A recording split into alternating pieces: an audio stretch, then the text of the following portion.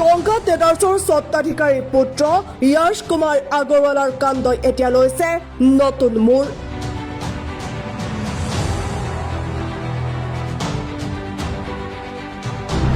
ৰহস্যময়ী যুৱতী পূবালী দত্তৰ সামাজিক মাধ্যমত প্ৰচাৰিত স্পষ্টীকৰণে উদঙাইছে বহু কথা।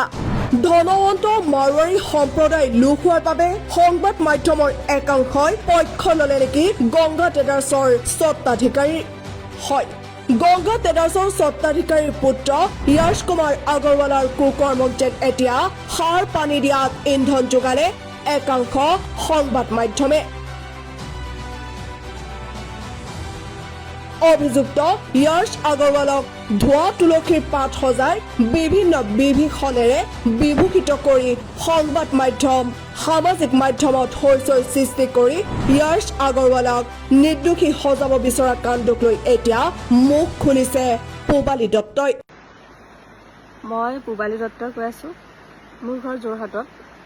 বৰ্তমান সামাজিক মাধ্যমত মোৰ বিষয়ে নানা বদনাম চলি আছে। মই এজন মাৰোৱাৰী সম্প্ৰদায়ৰ ল'ৰা য়শ কুমাৰ আগৰৱাল, গংগা ট্ৰেডাৰ্ছৰ অনাৰ যিমানখিনিলৈকে মই জানো। তেখেতৰ লগত মোৰ 7-8 বছৰৰ পৰা ভাল বন্ধুত্ব আছিলে। তাৰপিছত আজি 3 মাহমানৰ আগৰ পৰা তেখেতে মোক প্ৰপ'জেল কৰি আছে যে আমি ফিউচাৰত ভালকৈ থাকিম, তোমাক মই বিয়া পাতিম। তো তেনেকেই বস্তুখিনি আৰম্ভ হৈছিলে। আৰু তেখেতে মই নিজৰ প্ৰত্যেকটো কথা তেখেতক কৈছিলোঁ যে মোৰ আগৰ পাষ্ট লাইফত এনেকুৱা হৈ আছে তেনেকুৱা হৈ আছে, তো সেইখিনি বস্তু মোক অকণমান সময় লাগিব, তাৰ পাছতহে মই ডিচাইড কৰিব পাৰিম। তেখেতেও মোক কৈছিলে যে উপজাচি হয়, হ'ব দিয়া, 6 মাহ পাছত আমি বিয়া পাতিম। এতিয়া বৰ্তমান ময়ো ছেটেল হৈছোঁ, তুমিও ছেটেল হৈ লোৱা, আৰু এতিয়া তোমাৰ সমস্ত ৰেছপনচিবিলিটি মই ল'ম। আজি গংগা ট্ৰেডাৰ্ছৰ যদি অনাৰজনে মোক তেনেকৈ কয় যে হয় ৰেছপনচিবিলিটি লৈছোঁ ছোৱালী এজনী, ময়ো ভালেই পাইছোঁ। আজি যি হ'লেও মাৰোৱাৰী সম্প্ৰদায় হ'লেও মই বিয়া হ'ম, সেইবুলিয়ে মই আছিলোঁ, বিয়া হ'ম তেখেতৰ লগত। ভাল ল'ৰা হয়, ল'ৰাজন আচলতে ভাল, মই তেনেকুৱা ভাবি আছিলোঁ।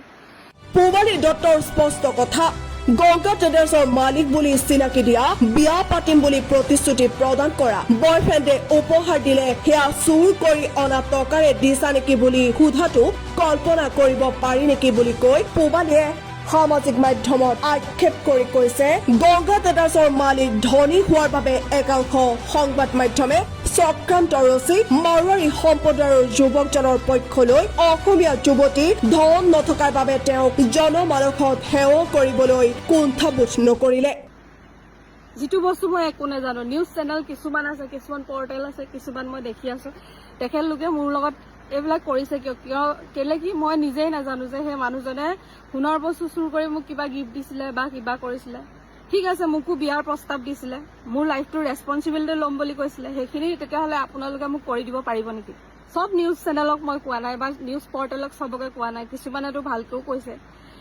তো যিখিনিয়ে মোৰ কথা বেয়াকৈ কৈ আছে, আপোনালোকে মোৰ ইমেজটো ভাল কৰি দিব পাৰিব নেকি? আপোনালোকে মোৰ বিষয়ে চব কথা জানে নেকি? জানি বুজি কৰিছে নেকি যে ছোৱালীজনী এনেকুৱা, তাই বহুত বেয়া ছোৱালী, বা মই কিবা তেনেকুৱা মই আছিলোঁ নেকি? চব কথা নজনাকৈ এজনী ছোৱালীক আপোনালোকে জাজ কৰি ইমান বেয়াকৈ ছ'চিয়েল মিডিয়াত আপোনালোকে কিয় দি আছে? আজি যিহেতু মই মাৰোৱাৰী সম্প্ৰদায়ৰ নহয় চাগে, সেইটো কাৰণে চাগে মোৰ লগত সেইখিনি হৈ আছে। যদি হ'লে তেতিয়াহ'লে চাগে নহ'লে বয়ফ্ৰেণ্ডে গাৰ্লফ্ৰেণ্ডক দিয়া টকাবোৰ চুৰ কৰি আনি দিছে নে সেয়া প্ৰশ্ন কৰাৰ অৱকাশ নাই। অথচ তেওঁক উপহাৰ বা টকা প্ৰদান কৰাৰ সময়ত ইমান টকা ক'ত পোৱা বুলি প্ৰশ্ন কৰিছিল পূবালী দত্তই। উত্তৰ, য়শ আগৰৱালে কৈছিল তেওঁ গংগা ট্ৰেডাৰ্ছৰ স্বত্বাধিকাৰী। তুমি টেনশ্যন নল'বা, মই কৰি আছোঁ চব, তেনেকৈ বুলি কয়। তাৰপিছত এতিয়া মই যিমানটো শুনা পাই আছোঁ, তেখেতে ঘৰৰ পৰা পইচা চুৰ কৰি, সোণৰ বস্তু চুৰ কৰি এইখিনি কৰিছে। সেইখিনি মই নাজানো। হয়, এদিন মই সুধিছোঁ তেখেতক, যেতিয়া মোক অৰুণাচল যাবলৈ তেখেতে মোক পইচা দিছিলে 1 লাখ টকা এটা মোৰ ওচৰত দিছিলে যে এইটো যোৱা, তুমি ফুৰি আহিবা, এনজয় কৰি আহিবা ফ্ৰেণ্ডৰ লগত। মই তেতিয়া সুধিছোঁ তেখেতক যে তুমি যে মোক পইচাটো দিছা, সেই পইচাটো তোমাৰ নিজৰ হয়নে নহয়? তেতিয়া মোক কৈছে মোৰ নিজৰ পইচা। তেতিয়াহ'লে মই ভাবিছোঁ মোৰ বয়ফ্ৰেণ্ডে দিছে, মই ফুৰি আহোঁ, কি আছেনো ফুৰাত, মই সেই বুলি ভাবিছোঁ। আইফোন দিছিলে, আইফোনটো কিন্তু তেখেতে পইচা ময়ে দিছিলোঁ, আচলতে অলপ দিছিলে পইচা, কিবা এটা দিছিলে পইচা, মই ইমান এতিয়া মনত নাই বৰ্তমান, কিবা এটা দিছিলে। তাৰপিছত মই আইফোনটো লৈছিলোঁ। তাৰপিছত এতিয়া বৰ্তমান সামাজিক মাধ্যমত সেইবিলাকে চলি আছে যে তেখেতে মোক আইফোন দিছে, গাৰ্লফ্ৰেণ্ডৰ কাৰণে পইচা খৰচ কৰিবলৈ সি ঘৰৰ সোণৰ বস্তু বিকিছে। সেইবিলাক বস্তু মই আচলতে নাজানো। এজন সম্ভ্ৰান্ত ঘৰৰ ল'ৰাই সেইখিনি কাম কৰিব বুলি মই আচলতে জনাই নাই। তেখেতৰ ওচৰত আছে চাগে সেইকাৰণে মোক দিছে, মই তেনেকুৱা ভাবি আছিলোঁ।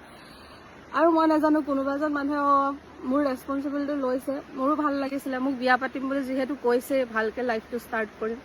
মই ভবা নাই যে ঘৰৰ পৰা সোণৰ বস্তু লৈ কিবা কৰিব বা তেনেকুৱা কিবা কৰি আছে, কাৰণ মই তেখেতক গংগা ট্ৰেডাৰ্ছৰ অনাৰ বুলি ভাবি আছিলোঁ। এতিয়া প্ৰশ্ন হয়, নিৰপেক্ষতাৰ নাম সংবাদ মাধ্যমেৰে জড়িত আমিবোৰে সমাজত কাৰোবাক সেৱ, কাৰোবাক ৰজা পতাৰ সময়ত এবাৰো ভাবি নাচাওঁ প্ৰকৃত কাৰণ। অভিযুক্ত এজনক অপৰাধী কৰাৰ প্ৰৱণতাই বহুতৰ জীৱন বৰবাদ কৰি দিছে একাংশ সংবাদ মাধ্যমে। তাৰে শেহতীয়া বলি পূবালী দত্ত নেকি? অৱশ্যে য়শ পূবালীৰ কোন সঁচা কোন মিছা, আৰক্ষীৰ সঠিক তদন্তত পোহৰলৈ আহিব সমগ্ৰ ঘটনা। এতিয়া অপেক্ষা মাথো সময়লৈ।